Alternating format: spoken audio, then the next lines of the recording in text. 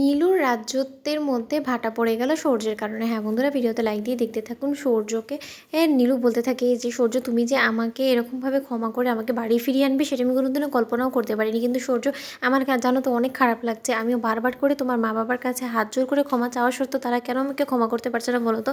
ওদিকে সূর্য বলতে থাকে যে নীলু দেখো, আমার মা বাবা কি বললো না বললো তাতে আর যাই হোক না কেন, তুমি মন খারাপ করে বসে থেকো না। কারণ তুমি তো জানো যে তারা আগের দিনের খেয়ালি রেখে এরকম কথা বলে ফেলে, তাই ওদের কথা তুমি মনে ধরো না। আমি তো মোস্ট ইম্পর্টেন্টলি তোমাকে সাপোর্টে আছি, তাই না? তাহলে এর থেকে বেশি আর তোমার কী দরকার বলো?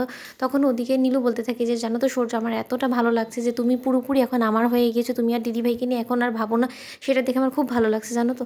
তখন সূর্য বলতে থাকে যে নীলু, তোমাকে আর তোমার তো আর আমাকে নিয়ে কোনো রকম কোনো শঙ্কা নেই তো? তোমার মনে কোনো রকম কোনো যদি কোয়েশ্চেন থেকে থাকে তাহলে তুমি আমাকে করতে পারো। তখন এই কথা বলা মাত্র সূর্য বলতে থাকে যে নীলু, তুমি তো এখন বুঝতে পারছো না, আমি তোমাকে শুধুমাত্র আমার ভালোবাসার কাজটা এতটুকু পর্যন্তই দিব যতদিন পর্যন্ত না আমি আসল সত্যটা জানতে পারছি।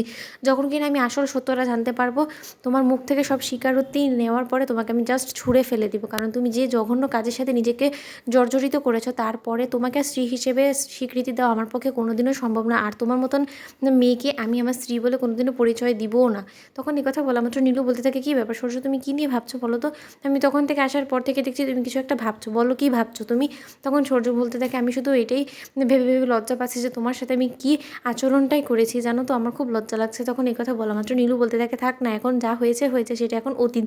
এখন আমরা বর্তমানে বাঁচি। জানো তো সূর্য, আমি তোমাকে খুব বেশি মিস করেছি। তুমি আমাকে মিস করোনি, কিন্তু তার সত্ত্বেও আমি প্রতিদিন তোমার কথা মনে করতাম, রোজ তোমাকে একবার করে ফোন করতাম, কিন্তু তার সত্ত্বেও তুমি তো তোমার ফোনের কোনো রকম কোনো রিপ্লাই দাওনি। ওদিকে সূর্য বলতে থাকে, যাচ্ছা নীলু, কেন জানি না আমার এটা ভেবে খুব লজ্জা লাগছে, তোমার সামনে আমি চোখে চোখ রেখে কথা বলতেও লজ্জা করছে যে আমার সাথে রায়ের ওই দৃষ্টিকটু ছবিগুলো দেখার পর তোমার মনের মধ্যে না কি ঝড় বয়ে গিয়েছে, আমি এখন সেটা ফিল করতে পারছি।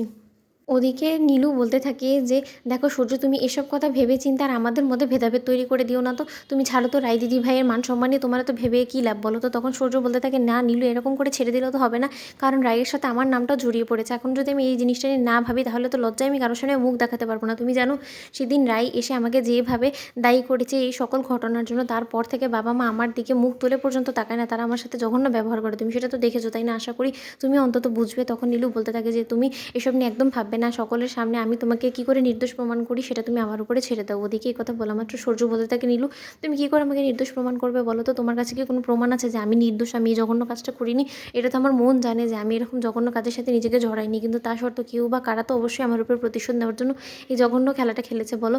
কিন্তু এখন আমি কী করে নিজেকে নির্দোষ প্রমাণ করব? তখন নীলু বলতে থাকে, আমি তোমাকে নির্দোষ প্রমাণ করতে হেল্প করব, তুমি দেখো, তুমি এসব নিয়ে একদম ভাববে না, এখন তুমি শুধু আমাকে নিয়ে ভাবো। তো বন্ধুরা, ভিডিওটি ভালো লেগে থাকলে অবশ্যই লাইক কমেন্ট শেয়ার করে সাবস্ক্রাইব করতে ভুলো না।